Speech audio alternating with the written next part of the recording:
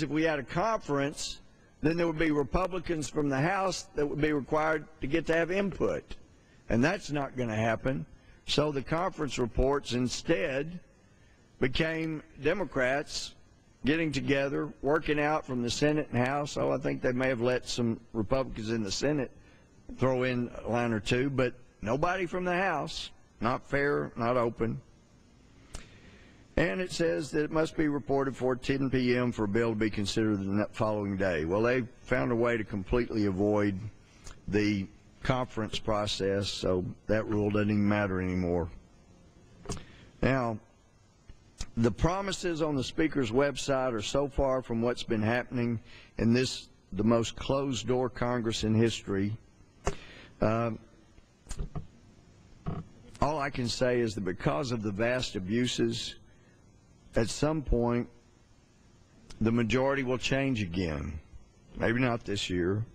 At some point, it will, because the American people begin to notice eventually, and some eventually be shocked by the broken promises that were never fulfilled. You can only fool the American people for so long before they figure it out.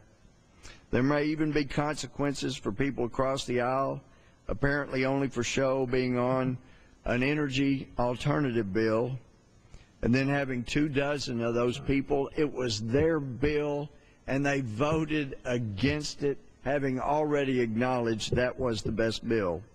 Maybe there'll be consequences for doing that. Accountability and fairness also mean that if people are going to use electric or fossil fuel produced energy, they should not try to prevent people who are not as wealthy as they are from being able to have the same opportunities to purchase that fuel on less income. But they'd have to allow more to be produced to do that. It means if you're going to use energy, then allow us to get it in America so it produces American jobs, increases America's gross national product, creates a better standard of living for more Americans. It will stop funding nations that allow their assets to slip into the hands of those who want to destroy us. You cannot keep sending money abroad and not have a day of accountability when it will come back to haunt and truly hurt us badly. It's time to quit sending $700 billion a year out of this country for energy that we have. Sure, let's produce the renewables. We have got to go to those for our future. And alternative energy sources will be terrific. Some of us have come up with innovative things that will allow us to go way into the future with cheap energy. But right now, as my farmers tell me, we can't find a Prius tractor.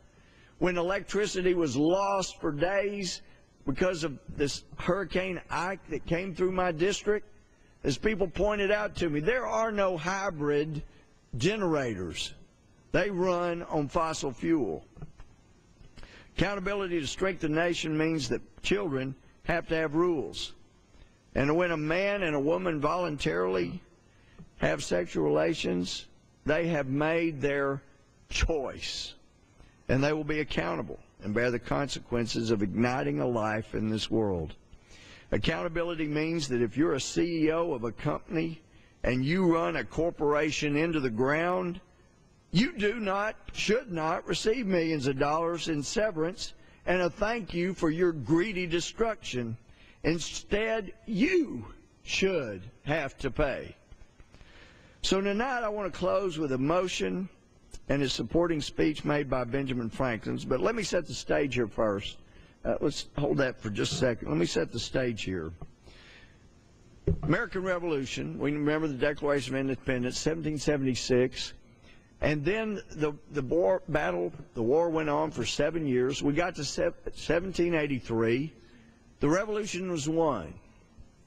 There was a Treaty of Paris, 1783. I did not know until I came to Congress. As a historian, history degree I've got, I didn't know until I saw an original copy in the State Department of the Treaty of Paris of 1783. This was a critical document because this was getting Great Britain to acknowledge in writing that the United States, that was a country that was and should be free, and they would have to recognize that. So they wanted it in a name that even Great Britain would be afraid to break and breach. I was shocked. It starts with big bold letters at the top of the Treaty of Paris that forced Great Britain to recognize us. In these big bold words, it says, "In the name of the most holy and undivided Trinity." Then we had the Articles of Confederation in this country, but they were too loosely woven. There were a number of problems, no common currency. There were problems haggling between the states. And by 1787, it was very clear that if the nation was to survive, it was going to have a new constitution. So they went to George Washington and said, "We need you to come back to preside." And he said, "I did my part.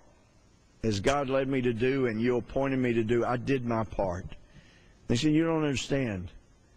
The 13 colonies will only come back together if you are willing to preside, because they know you, they know your heart, they know you're not in it for yourself. You proved that the day you surrendered all power, as had never been done in the history of the world. Surrendered all power and went home. Won a revolution. Commander of the military. You know, when you do that historically, you could be called Czar, King, Caesar, whatever you want to be called. George Washington didn't do any of that. When King George III heard that Washington might resign after the revolution and just go home, he knew history. He said that would never happen. He said, in his exact words, if Washington were to do that, he would be the greatest man alive. He probably was.